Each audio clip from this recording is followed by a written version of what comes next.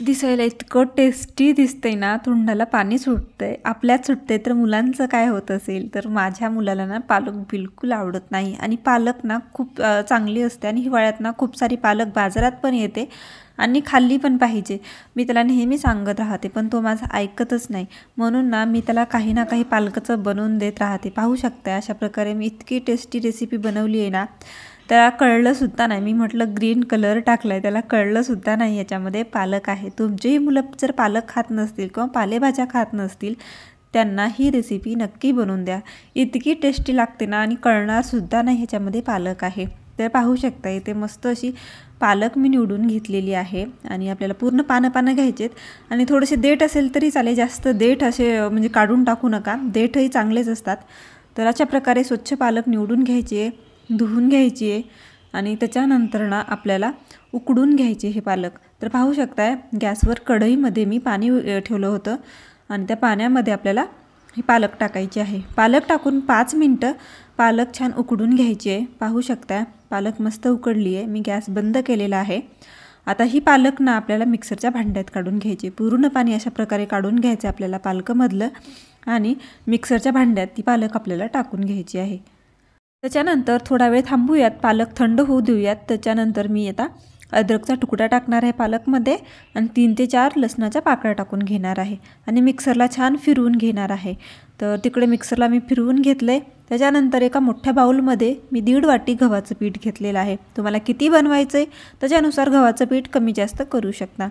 त्याच्यानंतर आपण पालक जी फिरवली होती मिक्सरला ते अशा प्रकारे प्युरी झाली आहे.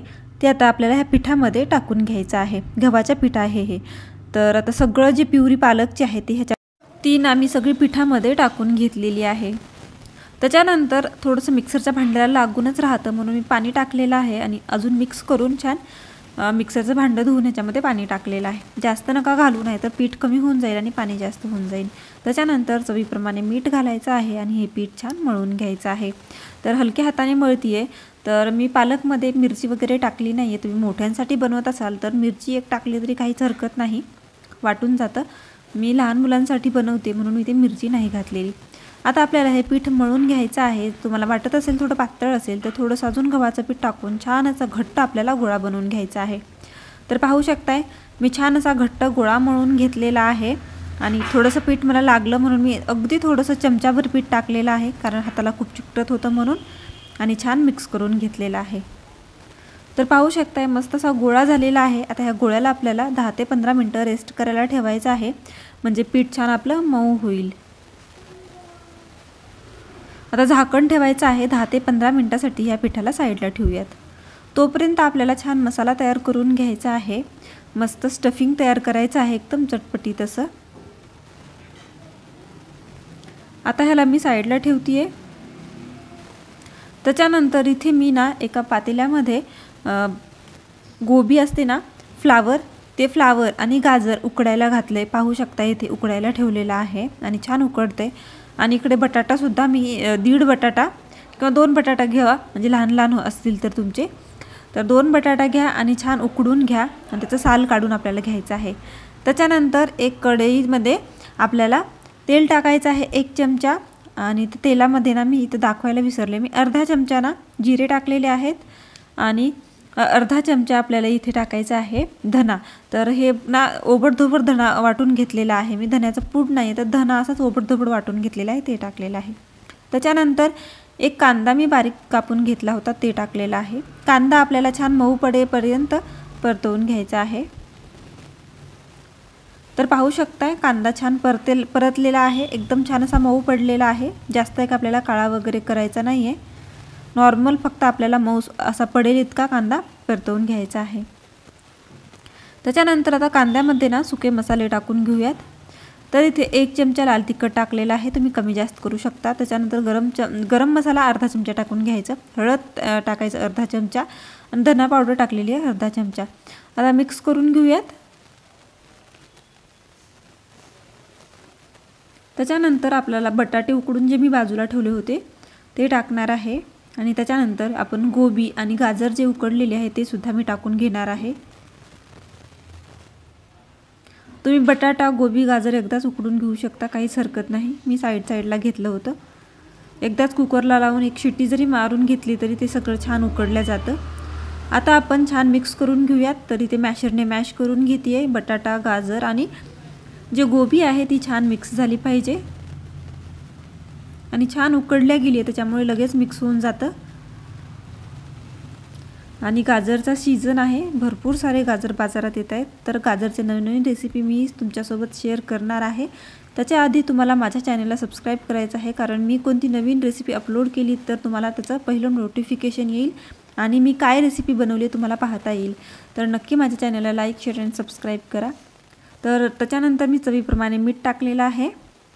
मीठ टाकून आपल्याला अजून मिक्स करून घ्यायचं आहे।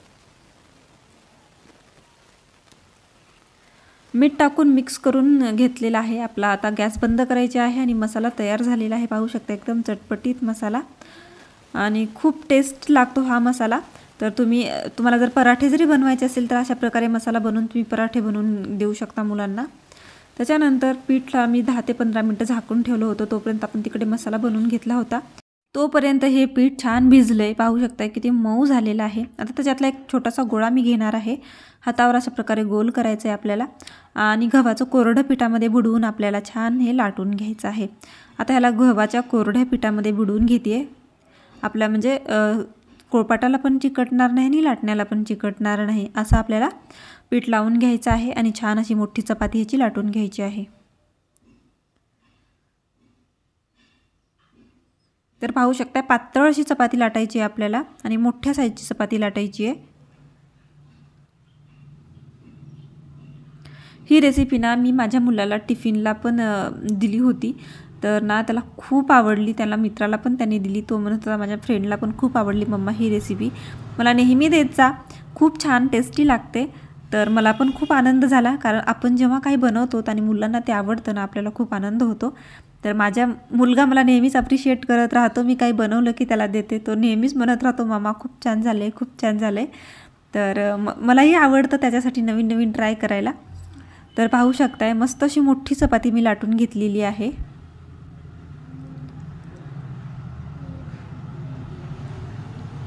त्याच्यानंतर आता आपण जे मसाला छान मिक्स करून ठेवलेला आहे तो मसाला आपल्याला पूर्ण चपातीभर म्हणजे लावून घ्यायचा आहे। अशा प्रकारे चमच्याने लावून घेते, तुम्ही हाताने पण लावून घेऊ शकता।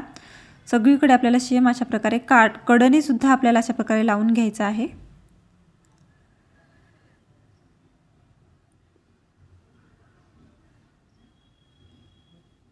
तर सगळीकडे मी पूर्ण चपातीभर मसाला छान लावून घेतलेला आहे, स्प्रेड करून घेतलेला आहे। त्याच्यानंतर ना माझ्याकडे चीज होतं, तुमच्याकडे असेल तर टाका, नाही तर काहीच हरकत नाही, नाही टाकलं तरी खूप टेस्टी अशीच लागते। चीज होतं म्हणून मी टाकते। तर वरून अशा प्रकारे चीज स्प्रेड करायचे आपल्याला आणि मुलांना ना चीजचे पदार्थ खूप आवडतात। माझ्या मुलाला तर चीज म्हटलं ना तो काही खायला तयार असतो। तर पाहू शकताय मस्त चीज भरपूर सारं टाकलेलं आहे मी आणि सगळीकडे पडलेलं आहे। त्याच्यानंतर ना आपल्याला आता रोल करायचा आहे याचा। तर पाहू शकता व्हिडिओ दाखवल्याप्रमाणे पूर्ण प्रोसेस करून घ्या।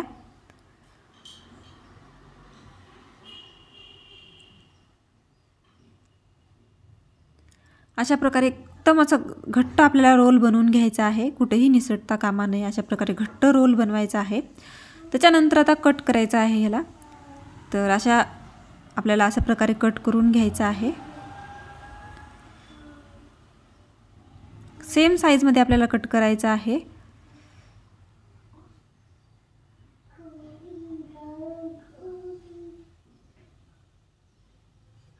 तर पाहू शकता व्हिडिओ दाखवल्याप्रमाणे आपल्याला हे पूर्ण प्रोसेस करून घ्यायची आहे।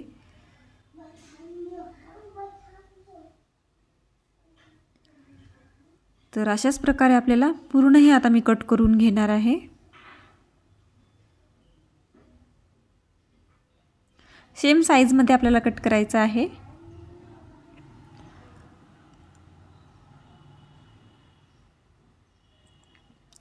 आणि ना आपल्याला थोडं प्रेस करायचं आहे त्याला, म्हणजे छान असा शेप येईल। अशा प्रकारे कट करून आपल्याला थोडंसं प्रेस करायचं आहे।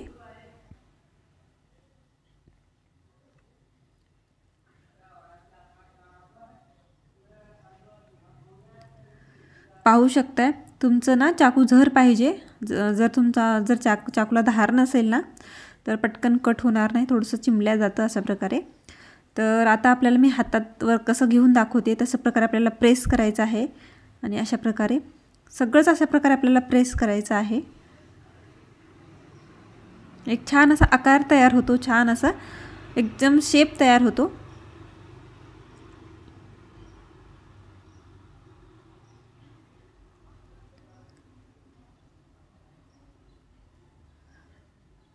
तर पाहू शकताय अशा प्रकारे मी सगळ्या शेप देऊन झालेला आहे। फायनल पाहू शकताय तुम्ही किती छान दिसते हे, तर खूप सुंदर दिसते। आता ह्याला आपल्याला तळून घ्यायचं आहे। तर जास्त काय तेलामध्ये मी तळणार नाही आहे, नॉर्मल मी 1 चमचा तेल टाकलेलं आहे इथे आणि ते तेल गरम करून घेतलेलं आहे। आता गरम गरम तेलामध्ये आपल्याला अशा प्रकारे हे ठेवायचं आहे।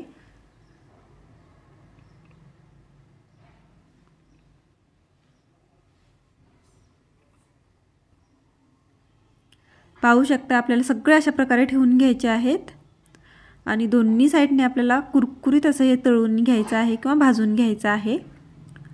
पहिल्यांदा थोडं जास्त तेल टाकलं कारण हे चिकटू शकतं म्हणून, नंतर थोडं तेल टाकलं किंवा नाही टाकलं एवढ्याच तेलामध्ये जरी तुम्ही भाजून घेतलं ना तरी होऊन जातं हे। नंतर तेल घालायची काहीच गरज नाही आहे, जे राहिलेलं आहे त्या पिठासाठी सांगते। आता एवढंच तेल आपल्याला लास्टपर्यंत जाईल। आता थोडा वेळ थांबूयात, खालून छान भाजून घेऊयात, त्याच्यानंतरच आपल्याला पलटवायचं आहे। तर पाहू शकताय मस्त खालून भाजलेला आहे। आता मी पलटवून घेतेय।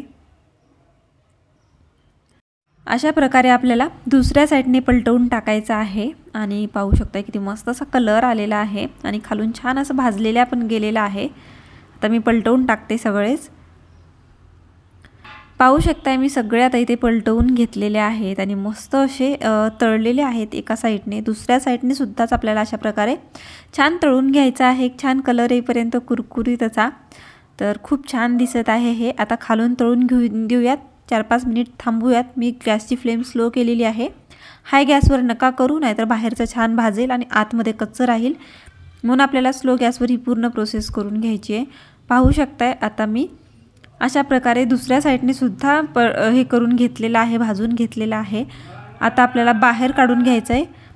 अशा प्रकारे मी बाहेर काढते एका प्लेटमध्ये, तर दिसायला किती छान दिसते पाहू शकताय तुम्ही।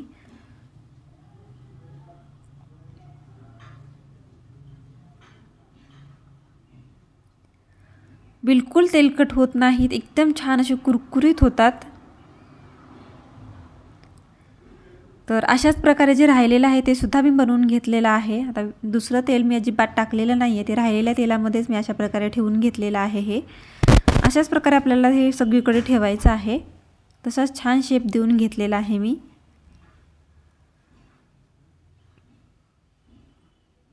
आणि हे सुद्धा आपल्याला अशाच प्रकारे भाजून घ्यायचे आहेत छान असे दोन्ही साईडने कुरकुरीत।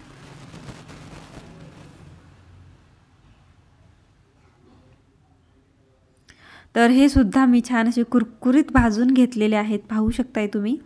आता याला सुद्धा मी बाहेर काढून घेणार आहे। तर इतके टेस्टी झाले होते ना, तुम्हाला काय सांगा, इतके टेस्टी झाले होते। मी इतके वेळच म्हणते, तर तुम्ही एकदा नक्की ट्राय करा, तुमच्या मुलांना द्या बनवून। खूपच टेस्टी झाले होते, माझ्या मुलांना खूप आवडले। तुम्ही सुद्धा नक्की ट्राय करा, तुमच्या मुलांना सुद्धा आवडतील। तुम्ही ही रेसिपी टिफिनला देऊ शकता किंवा कधीही नाश्त्यासाठी बनवू शकता तुम्ही, इतकी टेस्टी लागत होती आणि दिसायला किती सुंदर दिसते पाहू शकताय तुम्ही।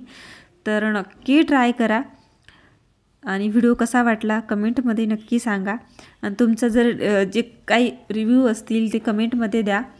आणि पाहू शकताय किती मस्त झालेले आहे, मला तर खूप आवडली ही रेसिपी। तुम्हीही ट्राय करा आणि माझ्या कमेंटमध्ये सांगा।